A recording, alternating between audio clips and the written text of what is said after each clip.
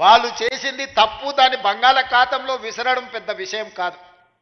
ఈనాడు మనం చేస్తున్న చట్టం పేదలకు చుట్టాలుగా ఉండాలి, పేదవాడి సమస్యని పరిష్కరించాలి, పేదవాడికి అనుకూలంగా సరళంగా ఉండాలి. దాన్ని అమలు చేసే రెవెన్యూ సిబ్బంది కూడా దీని పట్ల అవగాహన పెంపొందించుకొని దాన్ని అమలు చేయాలన్న ఆలోచనతోనే నిరంతరం కమిటీలను కోదండరెడ్డి గారి నేతృత్వంలో రేమండ్ పీటర్ గారిని, సునీల్ని, చాలామంది సిబ్బందిని, అనుభవజ్ఞులను, ఐఏఎస్లను పెట్టి ఈ చట్టాలను వివిధ రాష్ట్రాలలో ఉన్న వాటిని కూడా పరిశీలించి ఆనాడు నిజాం పాలన నుంచి ప్రజాస్వామ్య ప్రభుత్వంలోకి వచ్చిన తర్వాత కూడా జరిగిన మార్పులు చేర్పులను, చట్టాలను నిశితంగా పరిశీలించి వాటన్నిటిని కూడా ఒక అవగాహన కల్పించుకొని ఈరోజు నూతన ఆర్ఓఆర్ యాక్ట్ను ఈరోజు మనము తీసుకురావడం జరిగింది.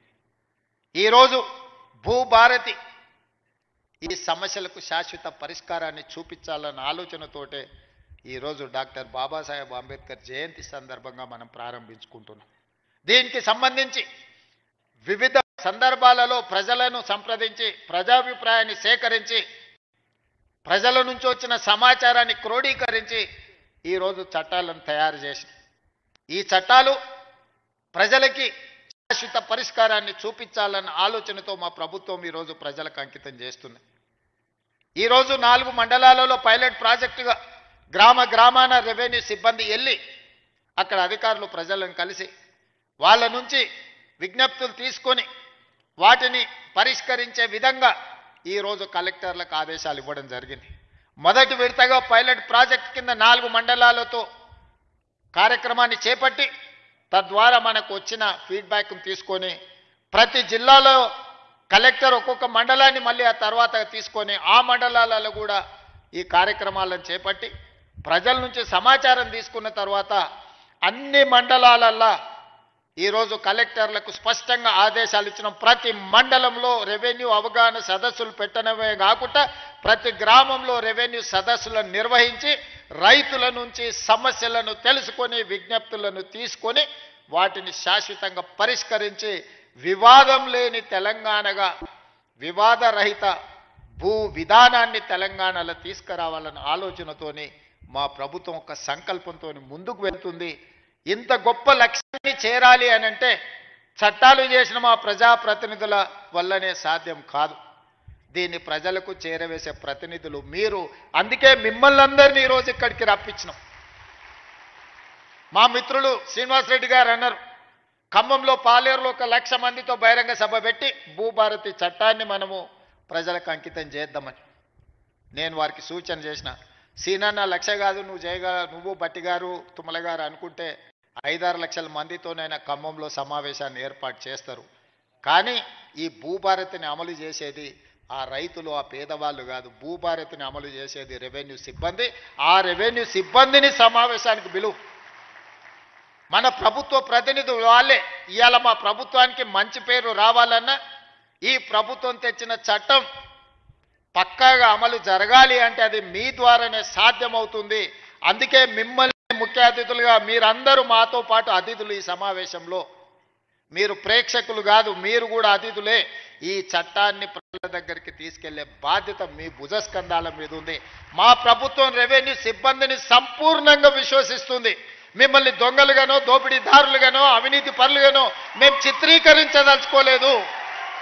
ఎవరైనా అట్లాంటి వ్యక్తులు ఎవరైనా ఉంటే వ్యక్తుల పట్ల కఠినంగా ఉంటుంది ప్రభుత్వం తప్ప ఈ మొత్తం వ్యవస్థ దోషులుగా నిలబెట్టే విధానానికి మీ ముఖ్యమంత్రి, మీ సోదరుడు వ్యతిరేకమని చెప్పి నేను స్పష్టంగా చెప్తున్నా.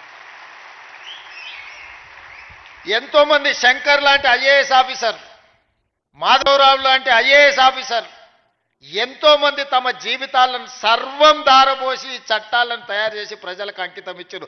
రెవెన్యూ శాఖలో ఎన్నో లక్షలాది మంది ఈ 75 సంవత్సరాల పనిచేసిన వాళ్ళ కృషి వల్లనే రెవెన్యూ శాఖకు ఈ తెలంగాణ రాష్ట్రానికి ఒక గుర్తింపు వచ్చింది. మేం చేసే తప్పిదాలను కప్పిపుచ్చుకోవడానికి మిమ్మల్ని దోషులుగా నిలబెట్టే విధానానికి నేను వ్యతిరేకమని చెప్పి నేను స్పష్టంగా చెప్పదలుచుకున్నా. జరగవచ్చు, అక్కడో ఇక్కడో తప్పు జరగవచ్చు. అన్ని వ్యవస్థలలో ఉన్నట్టు, అన్ని సంస్థలలో ఉన్నట్టు రెవెన్యూ శాఖలో కూడా ఎవరైనా కొంతమంది ఉండొచ్చు. అంత మాత్రాన శాఖను మొత్తాన్ని దోషిగా నిలబెట్టి ప్రజల ముందు వాళ్ళను అవమానించే విధంగా మాట్లాడే విధానాన్ని నేను వ్యతిరేకిస్తున్నా. ఆనాటి ముఖ్యమంత్రి మాట్లాడిన మాటలు మీరు చూసిండ్రు. శాసనసభలో ఏ విధంగా మాట్లాడిండో, శాసనసభ బయట రెవెన్యూ సిబ్బందిని, రెవెన్యూ శాఖను ఏ రకంగా దూషించడం మీరు చూసిండ్రు.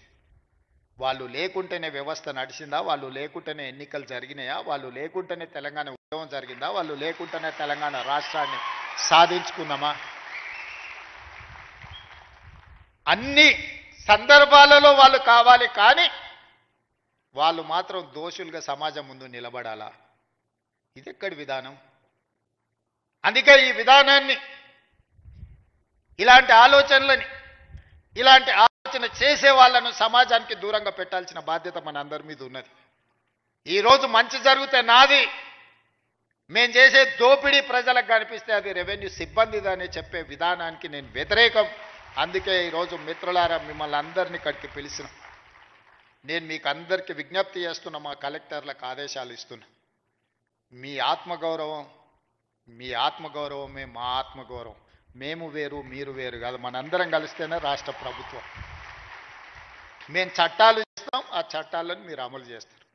ఈ రెండిట్లల్లో రెండు వేరు వేరు కాదు.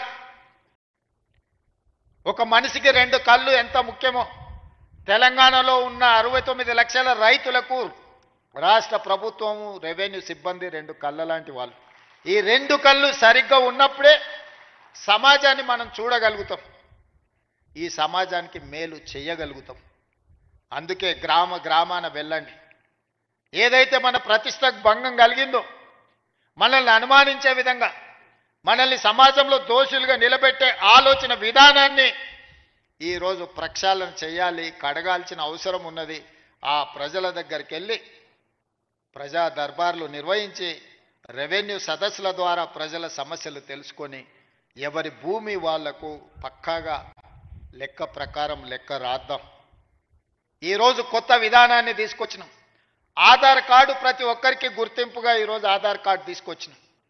ఈరోజు భూమికి భూదారు తీసుకొస్తున్నాం. ఆధారం మనిషికి ఎట్లా గుర్తింపో భూమికి కూడా భూదారు నెంబర్ ఇచ్చి ప్రతి కమతానికి ఒక ప్రత్యేకమైన నెంబర్ ఇచ్చి ఆ భూమి యొక్క వివరాలన్నిటి కూడా అందులో పొందుపరిచే విధానాన్ని తెచ్చుకుందాం.